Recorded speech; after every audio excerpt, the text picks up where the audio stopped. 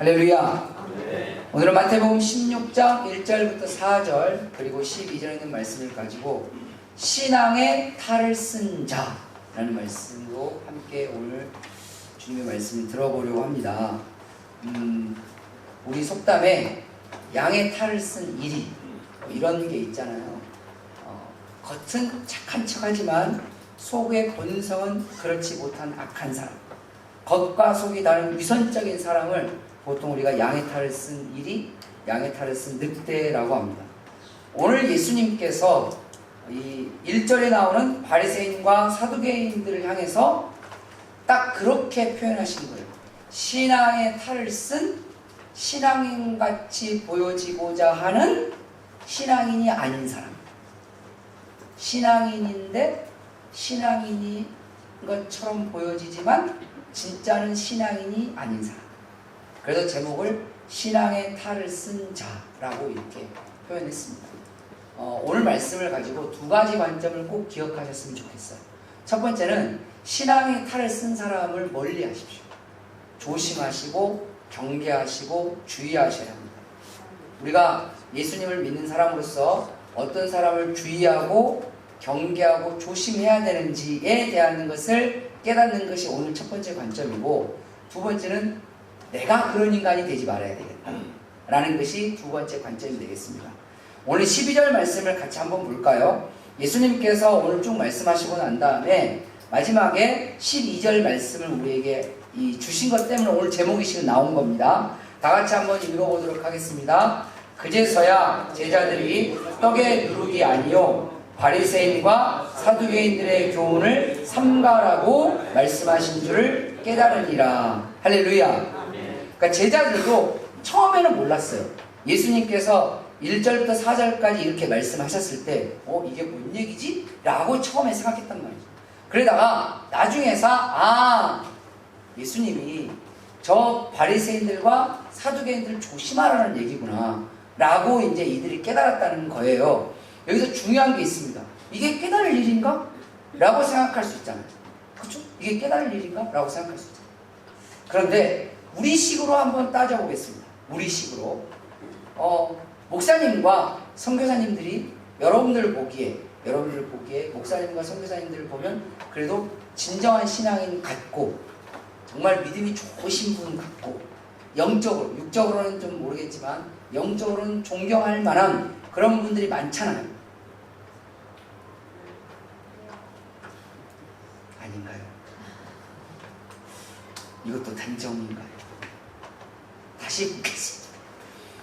육적인 거 말고 영적으로 봤을 때 그래도 정말 신앙인답고 믿음이 좋고 그러니 영적인 측면을 봤을 때 존경할 만하잖아요. 네, 감사합니다. 이때 당시 때 바리새인과 사두개인들이 그랬어요.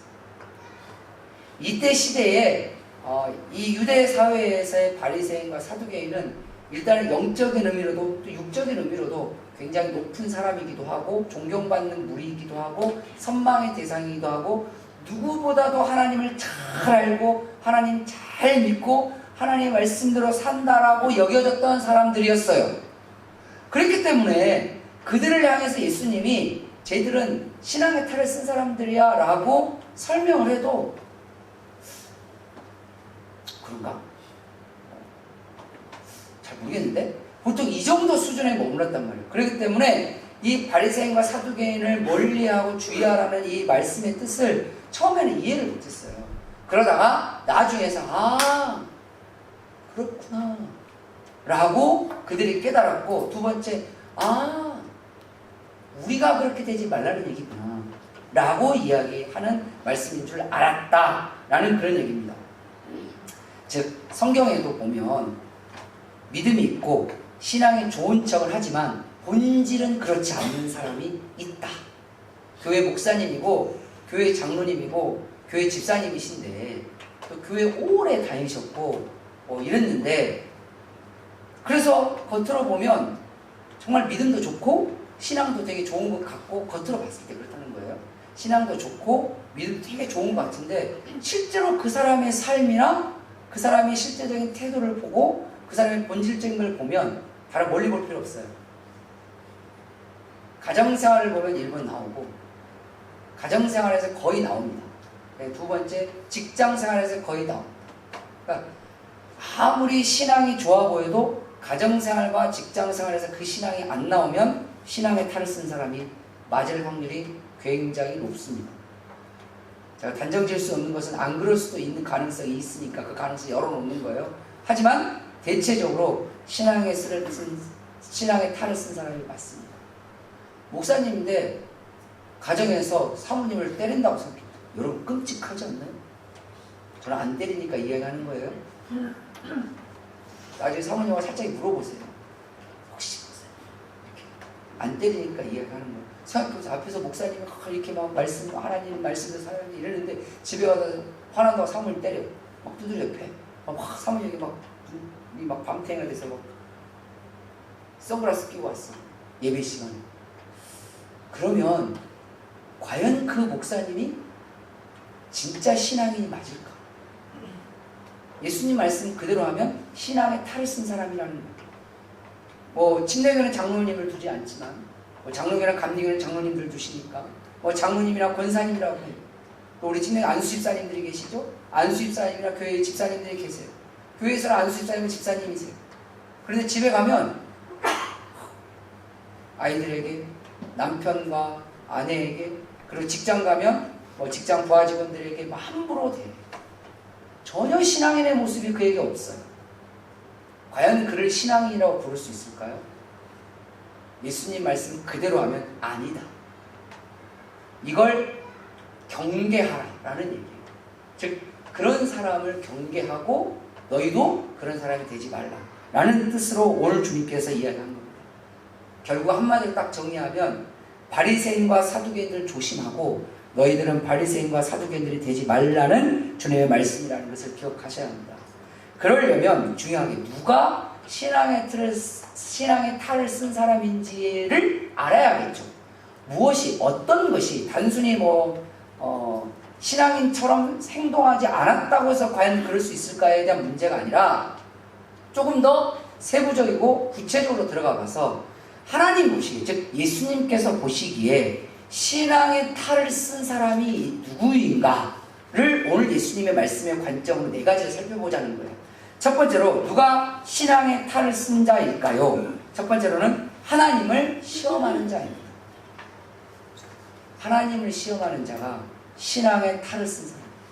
신앙인이라고 하나님을 믿는다고 하면서 하나님을 시험하는 사람들이 있습니다. 오늘 1절에 성경은 이 바리새인과 사두개인들을 이렇게 평가하면서 말합니다. 1절 바리새인과 사두개인들이 와서 예수를 뭐하여? 시험하여. 예수님을 시험하여 하늘로부터 오는 표적, 그러니까 기적이죠. 기적을 보여달라고 청했다. 실은 이 청했다는 부탁했다는 말이 아니에요. 그렇게 해달라고 요구한 거란 말이에요. 그런데 여기서 하나 중요한 게 하나 있습니다. 단순히 예수님께 기적을 좀 보여주세요라고 요구했다는 것만으로 하나님을 시험했다라고 할 수 있을까? 단순히 그러면 아니죠. 그래서 항상 성경은 앞뒤를 다 봐야 돼요. 여러분이 요즘 성경은 참 친절해요. 옛날 성경은 친절하지만 성경을 만드신 분들이 좀 덜 친절하셨어요. 옛날에는. 근데 지금 성경을 만들어주신 분들이 되게 친절하세요. 소제목이 달려있습니다. 15장 32절에 보면 약간은 다르지만 여러분들 성경책에는 성경을 만드신 양반들이 소제목을 달아놨을 거예요. 이렇게 4,000명을 먹이시다. 있죠? 네. 그럼 요즘 성경 쓰시는 분들입니다. 이게 없으면 옛날 성경 쓰시는 분들. 29절 위에 보면 이런 소제목이 달려있을 겁니다. 많은 사람들을 고치시다. 있죠? 네. 21절 위에 보면 가나안 여자의 믿음이라고 있습니다. 있죠? 네. 자, 가나안 여자의 믿음은 뭐냐면 이 가나안 여인의 자식이 있었어요.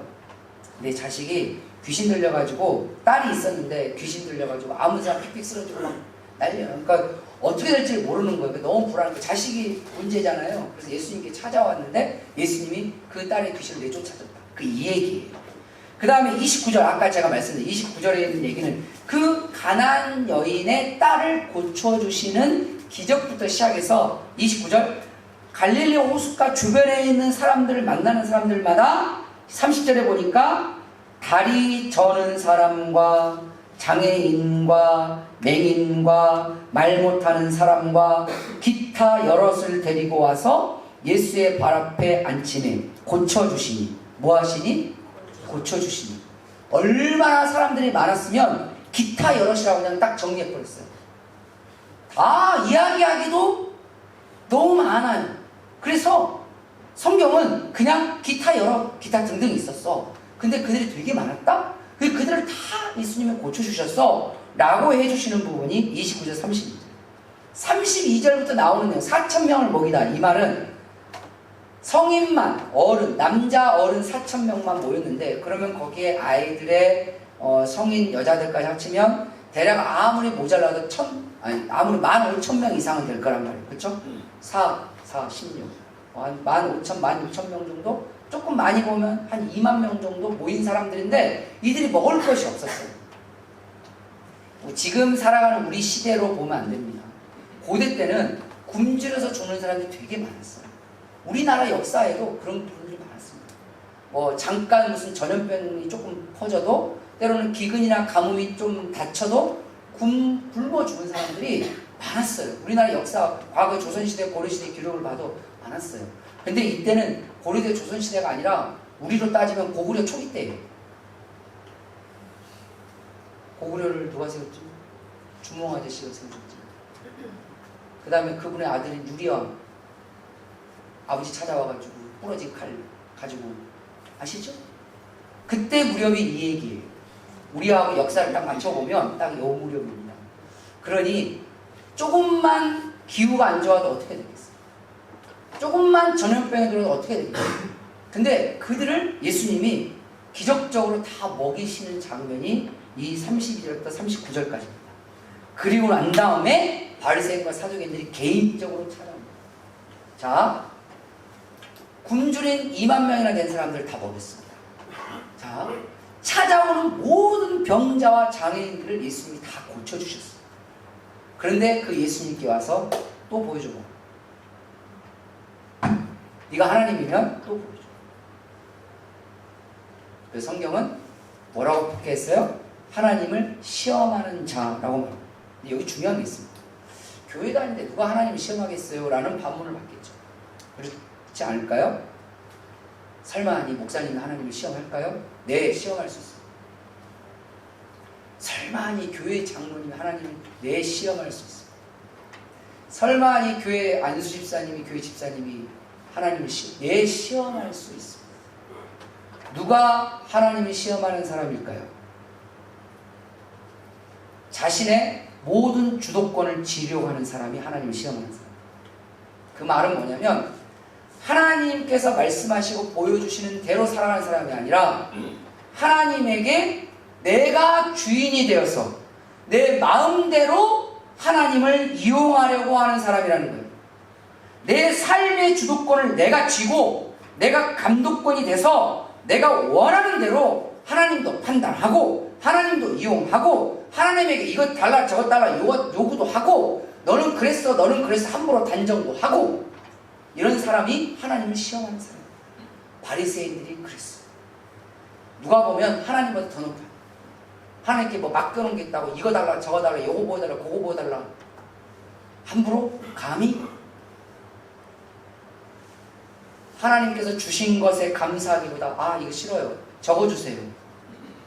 내 삶의 모든 주도권, 내가 나의 삶의 모든 것의 주인이 되고 내 생각에 옳은 대로, 내 기분에 옳은 대로, 내 판단에 옳은 대로 세상을 살아가는, 심지어는 그렇게 하나님을 평가합니다. 하나님이 이런 사람이 이런 분이다 저런 분이다, 에이 기독교는 그게 아니야, 에이 이건 이거야 라고 자기가 하나님이에요. 자기가 이게 하나님을 시험하는 사람이라는 거예요. 다른 사람의 모습이나 삶의 모습을 함부로 판단하고 함부로 단정합니다. 제가 늘 설교할 때 말씀드린 게 있잖아요. 내 눈으로 봐도 아닌 게 있어요. 내 눈으로 봐도 아닌 게 있다고요. 내 귀로 들어도 아닌 게 있다고요. 아까 제가 말씀을 드렸잖아요. 단순하게 예수님께 이 기적을 보여주세요 말한 걸 가지고 하나님을 시험했다고 말할 수 있을까요? 아니라고 말씀을 드렸잖아요. 하지만 성경의 앞뒤 문맥을 살펴보니 하나님 시험한 거 맞네라는 결론이 떨어졌단 말이에요. 그 사람의 말도 단편적인 그 사람의 말만 들으면 반드시 오해하는데 딱 그 말만 듣고 그게 맞대. 그게 팩트래. 그 사람의 그 행동만 딱 보고, 그리고 제가 그 말씀을 늘 드릴 때마다 예화로 드리는 말 있잖아요. 우리 침례교단에 이름만 대면 알만한 유명하신 목사님이 계십니다. 그 목사님이 억울해서 죽을 뻔하셨어요. 왜? 교회에서 젊은 여자하고 바람났다고 소문이 쫙 났어요. 그 소문을 누가 냈어요? 교인들이 냈어요. 교회 다닌 지 얼마 안 된 사람은 그런 말 하지도 않습니다. 왜요? 교회 다닌 지 얼마 안 된 사람은 목사님의 그런 모습은 교회를 안 가요. 교회 안 가요. 오해든 진실이든 교회를 안 가요. 그런데 그런 모습을 보고도 교회를 갔다는 얘기는 교회 오래 다닌 사람.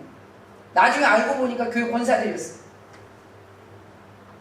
그러면 그 젊은 여자하고 누구였냐고. 목사님 딸. 교인이 3만 명이에요. 목사님 가족관계를 3만 명이라는 교회에서 제대로 아는 사람들이 있어요? 우리 교인들 중에도 우리 아들이 누군지 잘 모르시는 분이 있을 수도 있어요. 우리 교인들이 너무 많아서. 목사님이 매일 주일날 보잖아요. 목사님을 아니잖아요. 영화관에 영화를 보러 갔는데 웬 젊은 여자가 목사님 팔짱을 탁 끼고 옆에 딱 붙어가지고 얼마나 좋아요. 얼마나. 그걸 보고 눈으로 본 거 맞아요? 팩트 맞아요? 맞죠. 근데 그게 사실이에요? 아니죠. 팩트가 진실은 아닙니다. 그런데도 내가 눈으로 보지 않았고 내 귀로 듣지 않아서 전달해서 온 건데도 우리는 함부로 단정을 짓습니다. 왜 그럴까요? 우리도 모르는 사이에 내가 왕이 되려고 하는 심리가 있다는 거예요. 그게 굳어지면 하나님을 시험합니다. 내 안에 내가 왕이 되려고 하고 내가 모든 주도권을 쥐려고 하고 내가 모든 감독관이 되려고 하고 내가 원하는 대로 다 내 집에서 직장에서 교회에서 끌고 가려고 하는 순간 우리는 하나님을 시험하는 자가 됩니다.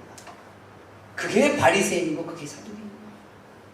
그래서 성경은 늘 우리에게 이야기하잖아요. 겸손하라. 너 자신을 내려놔라. 심지어는 뭐라고 말씀하십니까? 너 자신을 주님 앞에서 부정하라. 그래서 자기를 부인하고 성경처럼 예수님이 그랬어요. 나를 진짜 잘 따라오려면 자기를 부인하고 자기의 십자가를 지고 나를 따를 때 나를 잘 따를 수 있어. 근데 자기를 부인하지 않으면 그 말은 뭐예요? 왕이 되고 싶고 자기가 주도권을 쥐고 싶고 자기가 감독관이 되고 싶고 자기가 원하는 대로 하고 싶어하는 이 마음을 내려놓지 않으면 나를 따르기가 쉽지 않을 거다. 너무 힘들 거다. 아마 그럼에도 불구하고 나를 따르는 순간 너는 신앙의 탈을 쓴 사람이 될 거야. 이게 예수님께서 우리에게 주는 아주 중요한 교훈입니다. 하나님을 섬기는 사람은요, 삶의 주도권을 하나님께 드리는 사람입니다. 하나님을 섬기는 사람은 내 삶의 모든 감독권도 하나님께 드립니다. 내가 심지어는 여러분 자신도 여러분 자신이 평가하지 마세요. 여러분의 평가는 오직 하나님만이 하십니다. 이 말은 뭘 말할까요? 여러분의 자녀들을 함부로 평가하지 마세요. 여러분의 평가가 틀릴 수도 있어요. 때로는 여러분 배우자들을 함부로 판단하지 마십시오. 그 판단이 잘못된 걸 수도 있어요. 판단이 잘못되고 난 다음에 나중에 그게 잘못된 걸 알았을 때 미안해라고 하겠죠. 근데 그거 아세요? 억울한 사람은 미안해 한마디로 끝나기에는 그 마음이 잘 치유되지 않습니다. 제가 늘 말씀드리죠. 잘 모르겠다. 그럼 어떻게 하라고? 잘 모르겠다. 그러면 어떻게 하라고요? 물으라고. 제발 좀 물으세요. 물어보세요. 질문은 겸손입니다. 우리나라 교육하고 우리나라 교육, 유럽 교육하고 가장 틀린 것 중에 한 가지가 뭔지 아세요? 우리나라 교육은 선생님이 아이들에게 가르치는 교육이 중점입니다. 근데 유럽의 교육은 아이들이 선생님에게 묻는 게 중점입니다. 그래서 유럽 선생님들이 가장 많이 하는 말이 뭔지 아십니까? 물으라는 거예요. 질문. 그래서 유럽의, 우리로 따진다면 유럽의 교대, 교육대학교, 유럽의 교대에 가면 가장 많이 할애하는 교육 중에 한 가지가 뭐냐면 아이들에게 질문을 이끌어내는 방법을 공부해요. 어떻게 하면 애들에게 좀 생산적이고 아이들에게 좀 진취적이고 아이들의 생각을 뽑아낼 수 있는 질문을 아이들이 하도록 유도할 수 있을 것인가. 이것을 가르쳐요. 그러니까 선생님들은 아이들에게 그러니까 단순히 이렇게 물으라고 하진 않아요. 애들아 물어라 이렇게 말하진 않죠. 애들이 질문을 줄 수 있도록 궁금증을 주는 거죠. 그래서 애들이 선생님 이거 왜 그래요? 라는 말이 나오도록 하는 거예요. 선생님 이건 이렇게 해야 되는 거 아닌가? 라는 말이 나오도록 하는 거예요. 이게 교대에서 가르치는 거예요. 근데 우리는 아이들에게 자 우리 교회 출신 교사에게 물어봤어요. 니네 학교 교대 커리큘럼 기타 등등 맞냐라고 물어봤어요. 저는 검증 받아서 말씀드린 겁니다. 저도 모르니까 뭐 했어요? 물었어요. 저는 교대 안 다녔으니까 저는 신학대학교를 다녔거든요. 물었더니 우리 교회 출신 교사가 이렇게 이야기했어요. 아이들에게 어떻게 이 정보를 정확하게 가르칠 것인가를 가르치는 교대에서. 질문을 이끄는 법을 가르치는 건 조금 배운, 아예 안 배운다는 건 아니더라고요. 배우긴 배운대요. 그런데 그냥 4년 8학기 중에 딱 한 학기.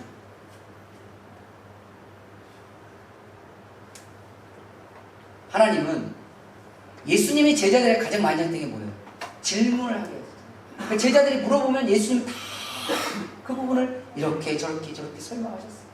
그리고 그 설명 끝에 이렇게 말씀하십니다. 신학과 12절도 제자들의 어떤 질문과 말을 통해서 나온 게 12절입니다. 실은. 왜냐하면 제자들이 이해를 잘 못했거든요. 예수님의 말씀을. 이해를 못한 걸 예수님이 뭐라고 하지는 않으셨어요. 문제는 질문을 안 하는 걸 뭐라고 한 거지. 모르고 넘어가 버린 걸 주님께서 뭐라고 한 것이지 그냥 모르는 것 자체를 주님은 책망하지는 않으셨다는 사실입니다. 내가 스스로 왕이 되려가지 마십시오. 잘못하면 내가 하나님이 되려갈 거예요. 여러분 가정에서도 하나님이 되려갈 것이고 직장에서도 하나님이 되려갈 것이고 심지어는 교회에서도 하나님이 되려고 하실 거예요. 그 출발은 모든 주도권을 내가 지려고 할 때, 내가 원하는 대로 뭔가를 끌고 가려고 할 때, 내가 평가하고 바라보는 감독관이 되려고 할 때 그들이 바리새인들과 사두개였다는 사실입니다. 두 번째로 누가 신앙의 탈을 쓰는 자일까요? 바로 하나님을 분별하지 못하는 자입니다. 하나님을 분별하지 못합니다. 뭐가 하나님의 것이고 무엇이 하나님의 뜻인지 몰라요. 하나님을 안다고 하면서 나는 하나님을 믿습니다. 나는 하나님을 압니다. 나는 그래도 성경 조금 알고 있어요. 라고 하면서도 무엇이 하나님의 뜻인지도 모르고 무엇이 하나님의 말씀인지도 모르고 어떤 행동이 영적으로 옳은지 그른지도 모르는 사람. 모르면 모릅니다. 아멘? 모르면 뭐라고요? 모릅니다. 그 다음은 뭐라고요? 질문. 어떻게 해야 할까요? 주님은 모르는 자를 양에 튼 사람 말하는 게 아니랍니다. 모르는데 아는 척 하는 사람. 자기가 다 알아. 그래서 함부로 판단하고 단정을 지고. 이게 다 연결되어 있는 겁니다. 주님은 우리에게 수많은 말씀을 하셨을 때 그 말씀의 가장 큰 핵심은 주님의 그 뜻대로 살라는 주님의 온전하신 그 말씀들이 있었단 말이에요. 그런데 하나님 잘 안 돼요. 성경을 잘 안 돼요. 무엇이 영적이라는 걸 그러면서도 이것이 영적인 것인지 이것이 육적인 것이 분별을 못해요. 이게 이단인지 이게 정통인지 분별을 못해요. 이것이 하나님의 말씀인지 이게 세상 사람의 말인지 분별을 못해요. 이게 신앙인의 모습인지 이게 세상 사람들의 모습인지 분별을 못해요. 그래서 교회에서도 쓰면 안 되는 말, 쓰면 안 되는 생각과 주장들을 너무 자연스럽게 가정에서도 해야 될 말, 하지 말아야 될 말 구분을 못해요. 해야 될 행동과 하지 말아야 될 행동을 구분을 못하고 분별을 못해요. 우리가 세상 말로 그러잖아요. 이게 똥이니 된장인지 꼭 찍어 먹어봐야 합니까? 그걸 찍어 먹어봐야 아는 사람. 심지어는 똥을 먹어 된장이라고 우기는 사람. 이게 하나님조차도 분별을 못하는 깜깜한 사람이에요. 모르면 모릅니다. 어떻게 해야 할까요? 제자들은 몰랐어요. 바리새인과 사두개인들도 몰랐어요. 주님 보시기에, 하나님 보시기에는 바리새인과 사두개인들이나 예수님의 제자들이나 둘 다 모르는 사람들이었어요. 잘 몰라. 하나님은 잘 몰라요. 모르는데 바리새인과 사두개인들이 왜 신앙의 탈을 쓰는 사람들이었냐? 모르면서도 아는 척했으니까. 그리고 맞다고 우기기 시작하니까. 그리고 맞다고 우기면서 자기들의 주장과 자기들의 생각을 관철시키기 위해서 예수님까지도 십자가에 죽이려고 했으니까. 근데 제자들은 왜 신앙의 탈을 쓴 자가 아니었을까요? 모른다고 했어요. 모른다고 했으니 하나님 알려주세요 라고 하는 거예요. 저희가 어떻게 살아야 할까요? 이게 맞나요? 저게 맞나요? 이게 옳은가요? 저게 그른가요? 이게 이단인가요? 저게 정통인가요? 이렇게 사는 게 하나님의 뜻에 맞나요? 아닌가요? 어떻게 보면 그들의 모름이 그들이 하나님을 알아가는 아주 중요한 원동력이 됐다는 사실이에요. 누구는 자기의 모름이 자기를 교만하게 하고 하나님 주도 분별하지 못하고 심지어 예수님까지 죽이는 상황까지 몰려갔지만, 누군가는 그의 모름이 하나님을 더 잘 알아가고 하나님을 더 잘 섬기는 원동력이 됐다는 사실입니다. 그래서 성경에 보면 예수님을 믿고 난 다음에 가장 먼저 우리가 해야 하고 배워야 될 게 분별력이라고 성경은 되어 있어요. 분별하려면 성경을 잘 알아야 돼요. 그래서 교회는 늘 말하죠. 성경을 많이 보세요. 성경을 공부하셔야 합니다. 성경을 늘 옆에 곁에 두세요 라고 할 말이 뭐냐면, 성경을 통해서 내가 분별력이 없으면 그 다음부터는 어떻게 될까요? 자기 생각대로 분별하기 시작합니다. 그래서 이게 하나님이야. 엥? 이게 하나님 뜻이야. 누가 그랬는데? 둘 중에 하나예요. 자기 생각이든지 어디서 주워 들었든지. 성경은 아닙니다. 성경에 보면 사도 바울이 하나님 말씀을 전했을 때 베레아 사람들에 대한 이해가 나와요. 이 베레아 사람들이 사도 바울의 말을 딱 들었을 때 이게 맞나? 이게 옳은가? 이게 선한 것인가? 이게 의로운 것인가? 라고 그들이 퀘스천 마크를 갖고 제일 먼저 하는 행동이 뭐였죠? 성경을 상고했다고 되어 있어요. 상고가 뭐냐면 깊이 읽다. 그러니까 답을 어디서 찾았다는 얘기죠? 성경, 하나님의 말씀을 찾아서 분별을, 이게 맞구나, 이게 틀리구나 라고 했다는 거예요. 분별의 기준은 하나님의 말씀인 성경입니다. 그래서 예수님께서 바리새인과 사두개인들을 향해 하셨던 말씀 중에 하나가 뭐냐면, 너희가 하나님의 말씀을 모르니 오해하는구나 라고 말했어요. 근데 웃긴 게 뭔지 아세요?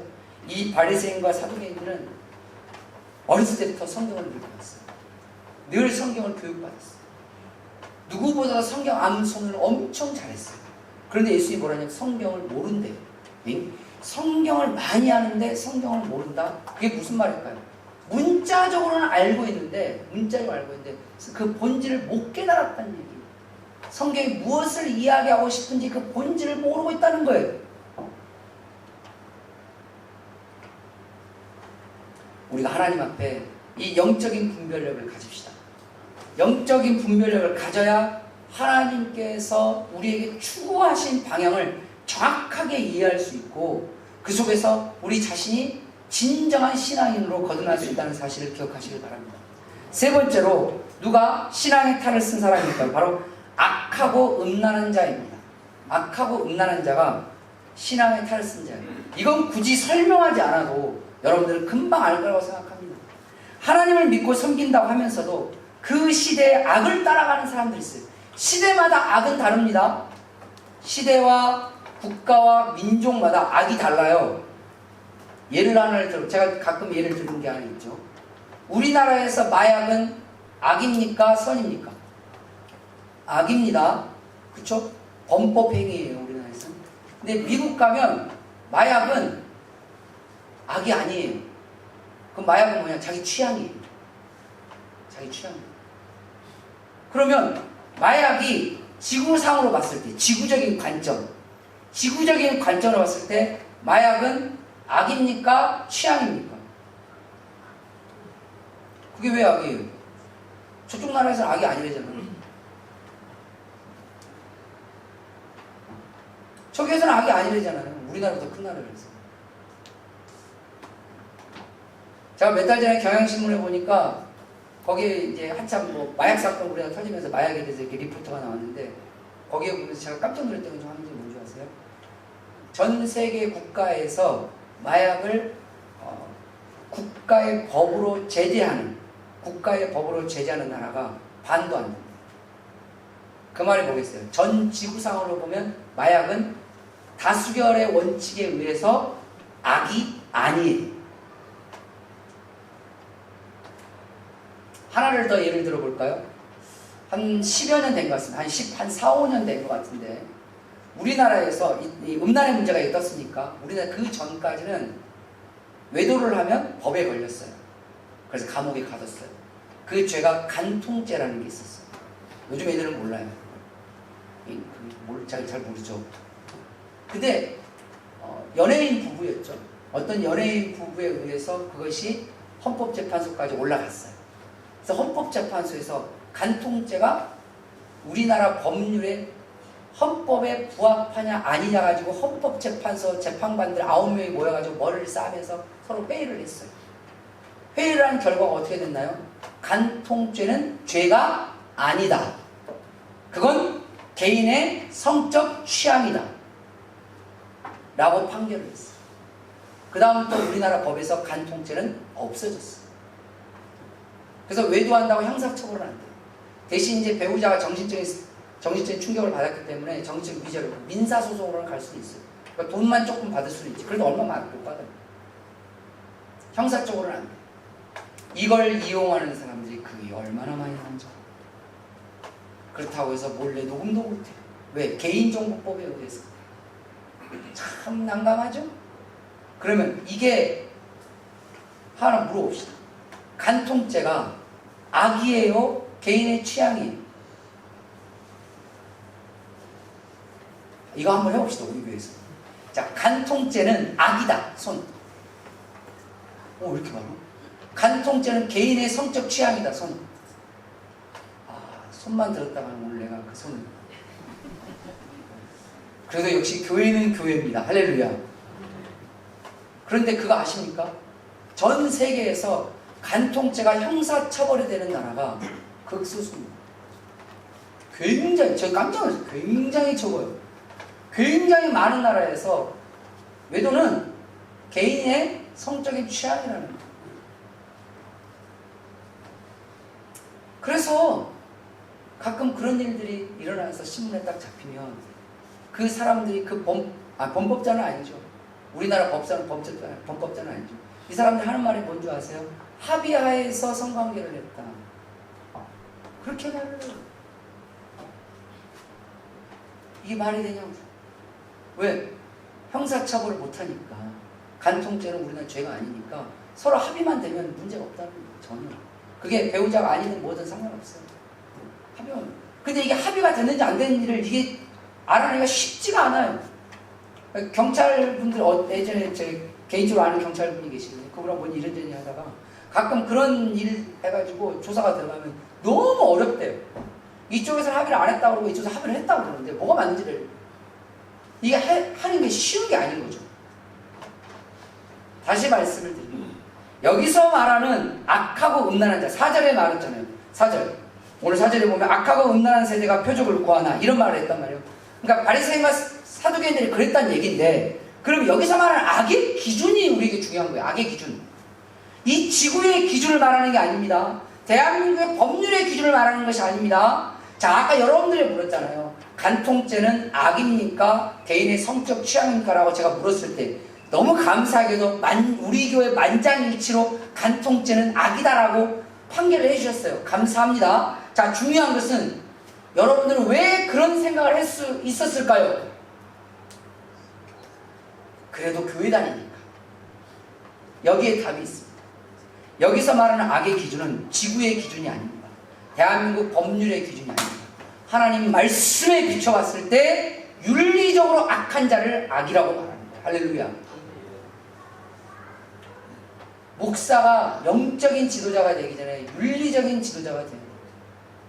여러분의 아버지 어머니가 그냥 아버지 엄마가 되기 전에 윤리적인 아빠 엄마가 되어줘야 돼요. 여러분의 직장의 상사가 그냥 먼저 그냥 뭐 학벌 그냥 이래서 진정한 상사가 아니라 윤리적인 상사가 될 때 그게 진짜 윤리적인 상사가 돼요. 그리스도인들은 거기에 기준에 맞춰져 있다는 사실입니다. 그런데 예수님을 믿는다고 하면서도 세상의 기준대로 살아가요. 정말 부끄럽고 창피한 것은 거기에 있는 겁니다. 그래놓고도 너무도 당당해요. 합의하였다고. 이게 예수님 믿는 사람이 입에서 나올 말이냐는 거예요. 남이 모르면 돼. 하나님은 다 알고 계십니다. 하나님은. 우리가 그게 윤리적인 범죄가 하나님하고 상관이 없다고 생각하는 사람들이 있어요. 전혀 그러지 않습니다. 주님께서는 우리에게 그 악을 합리화하고 악을 변명하고 악에 대해서 그럴 수밖에 없었다라고 자기 주장을 펼치는 자, 신앙의 탈을 쓴 사람. 주님은 여지가 없어요. 심지어는 여기에 뭐까지 더 붙었어요? 음란한 자까지 더 붙었어요.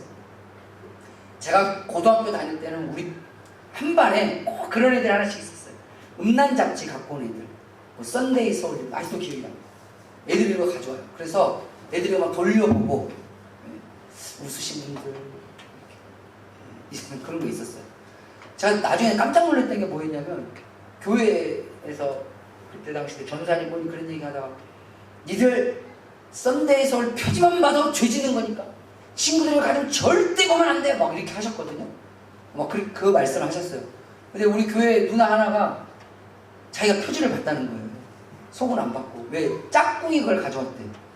짝꿍이 가져와서 표지만 봤는데 그날 그 누나가 얼마나 회개를 했는지 하나님 제가 썬데이 서울 표지를 봐서 좀 용서해 주시옵소서. 제가 나중에 목사가 되니까 그렇게까지 할 필요는 없었는데 그 전사님이 그렇게 막 강조를 하다 보니까 이 순수한 누나는 그렇게 한 거예요.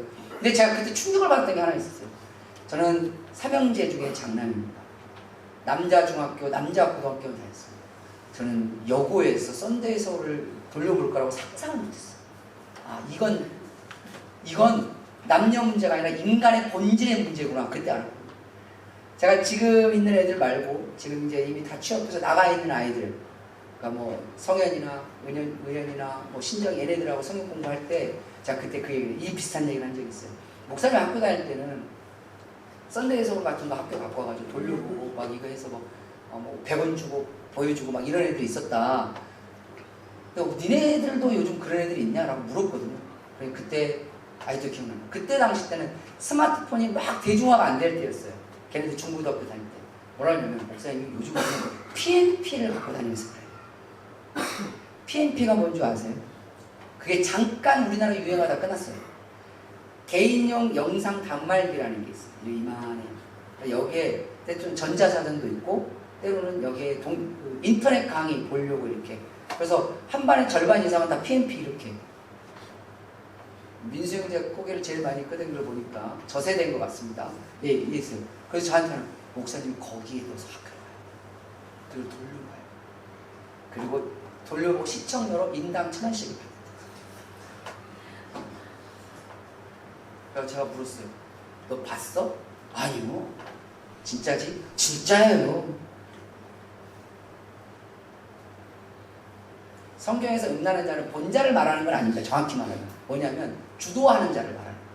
왜냐하면 이게 능동 주도형으로 써있거든요. 냉정히 따지면. 그러니까 수동형은 아니고 능동형이에요. 냉정히 따지면. 말해서 음란을 주도하는 사람. 음란에 대해서 전혀 거리낌이 없는 사람. 음란에 대해서 옆에 사람들과 그래서 중요한 게 있어요. 여러분 주변에 음란 패설을 하는 사람 절대 가까이 하지 마세요. 우리가 경계해야 될 사람 중에 한 사람이 그런 사람이에요. 말할 때 음란 패설 너무 쉽게 하고 막 음란한 말을 너무 간단하게 하고 그런 거에서 자랑 삼아. 제 고향 친구 중에도 그런 놈이 하나 있어요.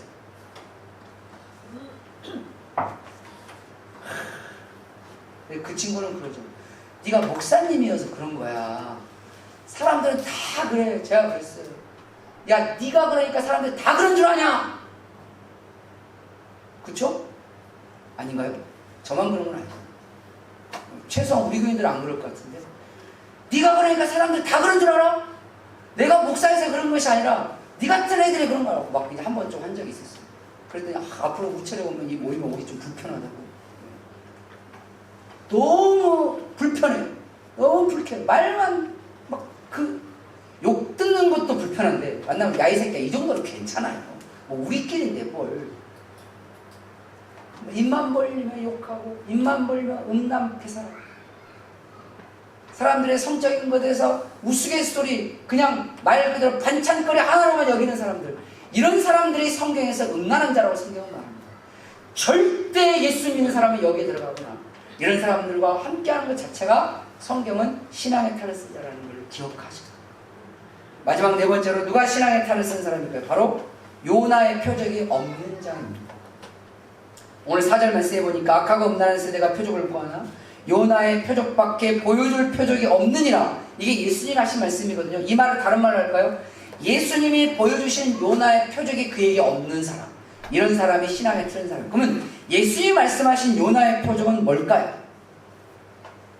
바로 부활입니다. 왜냐하면 구약성경에는 요나가 바다에 던져졌는데 성경에 보니까 큰 물고기 뱃속에서 3일 동안 있다가 다시 나왔다고 돼 있었단 말이에요. 하나님의 기적적인 역사에 의해서 그렇게 나타난 건데, 예수님이 보여주시는 그거라는 거예요. 십자가에 죽으시고 3일 뒤에 다시 부활하시는 것을 보여줄 것, 내가 니들에게 보여줄 수 있는 이것밖에 없다 라고 말하면서 그들의 기적의 요청을 거절하시는 장면인데, 중요한 것은 예수님을 믿는다고 하면서도, 예수님을 따른다고 하면서도 예수님이 말씀하신 이 부활신앙을 믿지도 소망하지도 영광도 없다면 그 사람은 예수 믿는 사람이 아니에요. 교회는 다녔는데 예수님의 부활을 믿지 않아요. 우리가 천국에서 부활될 거라는 걸 또 믿지 않아요. 그 말은 뭐죠? 천국을 믿지 않겠다는 얘기기도 하거든요. 예수님 믿는데 천국을 안 믿어. 예수님 믿는다고 하면서 예수님의 부활을 안 믿어. 제가 아동부 애들에게 믿었어요. 예전에. 얘들아, 예수님이 저 앞에 있는 바다 위를 걸어. 그게 믿어져? 라고 물었거든요. 아동부 애들이 네, 그러는 거예요. 니들 봤어? 그랬더니 안 봤대요. 근데 그게 어떻게 믿어? 저는 아직도 그 말에 감동합니다. 애들 중에 하나 뭐라는 줄 알아요? 예수님은 하나님이잖아요. 그래서 제가 되물었죠. 목사님이 내일 저기 소호동 앞바다 걸어볼 예정인데, 목사님 저 소호동 바다를 걸을 수 있을 것 같아요. 애들 야! 목사님이 지금 걸을 예정이라니까? 그거 어떻게 걸어요? 왜? 목사님은 사람이잖아요. 여기에 답이 다 있는 거예요. 하나님이 부활도 못해요? 그건 하나님 아니죠. 우리가 왜 예수를 믿습니까? 수억 명의 예수님 믿는 사람들이 왜 예수를 믿죠? 예수님이 하나님이라는 걸 믿고 알고 있기 때문에 그걸 믿는 거예요. 하나님이, 내 반대로 해봅시다. 하나님이 십자가에서 못 박히셨는데 못 살아났어요. 그건 하나님이 우리를 걷다가 빠져 죽었어. 하나님이 병자를 못 고치네. 하나님이 맨날 아파. 여기다 저기다 아프고 맨날 하나님 골골골. 하나님이래. 근데 너무 무서운 게 뭔지 아세요? 그런 하나님을 믿는 사람도 있어요. 3년 전에 이만희가 TV에 나왔어요. 코로나 사태 터지면서 신천지 물고 들어가면서 문제가 발생했죠. 나왔어요. 그때 이만희 아저씨 어떻게 검찰청에 출두했죠? 휠체어 타시고 지팡이 드시고.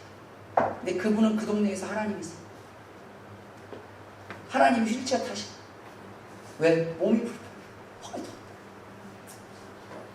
알고 보니까 또 수술하셨대. 그 양반이 얼마나 더 살려지고 모르죠. 수술하셨대. 근데 하나님이 그 동네에 있어요. 우리 교회 아동분도 알아요. 그거 하나님 아니라는 거 있어요. 예수님을 믿는다고 하지만 예수님의 부활을 믿을 수 없어요.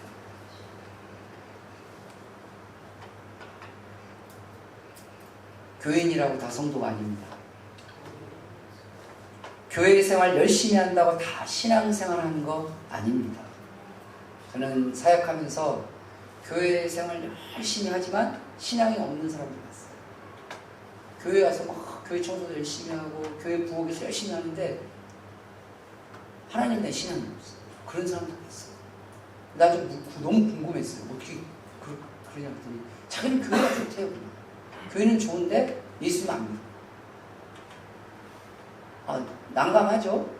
근데 세상에는 다양한 사람들이 있어요. 지금 종교생활 열심히 한다고 다 옳은 신앙은 아닙니다.